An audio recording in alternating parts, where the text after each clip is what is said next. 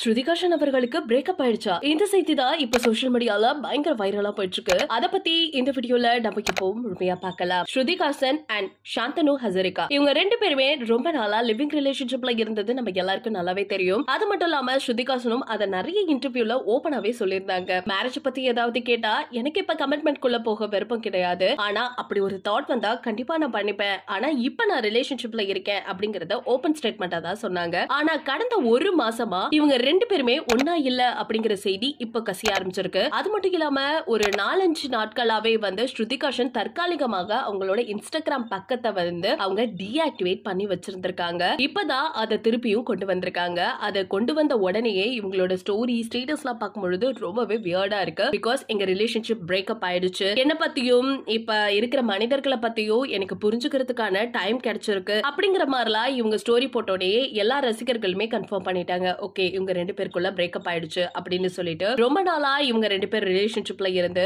கொஞ்சம் வருஷங்களா தான் இவங்க ரெண்டு பேருமே ரிலேஷன்ஷிப்ல இருந்துட்டு வந்தாங்க. அதுவும் லிவிங் ரிலேஷன்ஷிப்ல. இப்படி இருக்க நிலைமையில நிறைய போட்டோஸ் எடுக்கிறது, வீடியோஸ் எடுக்கிறது, ரீல்ஸ் பண்றதுன்னு சொல்லி ரொம்பவே அவங்களோட லைஃப ரொம்ப பிஸியா கொண்டு போயிட்டு இருந்தாங்க. ஆனா ஏன் திடீர்னு இவங்க வந்து பிரேக்கப் பண்ணாங்க அப்படிங்கிற ரீசன் தெரியல. அது மட்டும் இல்லாம ஸ்ருதிகாசன் அவர்களோட பேஜ்ல இருக்க நிறைய போட்டோஸ் அண்ட் வீடியோஸ் எல்லாத்தையுமே டெலீட் பண்ணிருக்காங்க. அதுவும் அவங்க லவ்வரோட இருந்தது. முக்கியமா சொல்ல போனோம் அப்படின்னு கேட்டா ரெண்டு பேருமே அவங்களோட இன்ஸ்டாகிராம் பக்கத்துல அன்ஃபாலோ பண்ணிருந்திருக்காங்க. இதுல இருந்தே கன்ஃபார்ம் ஆயிடுச்சு அவங்களுக்குள்ள பிரேக்கப் ஆயிடுச்சு அப்படின்னு சொல்லிட்டு. இதுக்கெல்லாம் காரணம் என்னவா இருக்கும் அப்படின்னு ரசிகர்களுக்கு மத்தியில கேள்விக்குறி இருந்துட்டு இருந்துச்சு. ஆனா அதுக்கான பதிலும் சின்னதா கசிய ஆரம்பிச்சிருக்கு. லோகேஷ் கனகராஜ் கூட இப்ப ரீசெண்டா வந்து ஸ்ருதிகாசன் அவர்கள் ஒரு ஆல்பம் சாங் பண்ணியிருந்தாங்க. அதை பார்க்கும்போது நிறைய சர்ச்சைக்குரிய விஷயங்கள் வந்து எழுமணுச்சு. அவங்க ரெண்டு பேர் லவ் பண்றாங்களா, இல்ல அவங்களுக்குள்ள கல்யாணம் நடக்க போதா, இவ்வளவு ரொமான்டிக்கா இப்படி இருந்துட்டு இருக்காங்க, சோ இவங்களுக்குள்ள ஏதோ ஒரு விஷயம் இருக்கு அப்படிங்கிற மாதிரி நிறைய கேள்விகள் எழும்பிட்டு இருந்தாலும் அந்த சர்ச்சைக்குரிய விஷயங்களுக்கெல்லாம் பெருசா கன்சிடர் பண்ணாம ரெண்டு பேரும் அவங்களோட வாழ்க்கையை பார்த்துட்டு தான் இருந்தாங்க. இந்த ஒரு பாடல் ரிலீஸ் ஆன பிறகுதான் இவங்க ரெண்டு பேரும் தனித்தனியா வாழ ஆரம்பிச்சிருக்காங்க.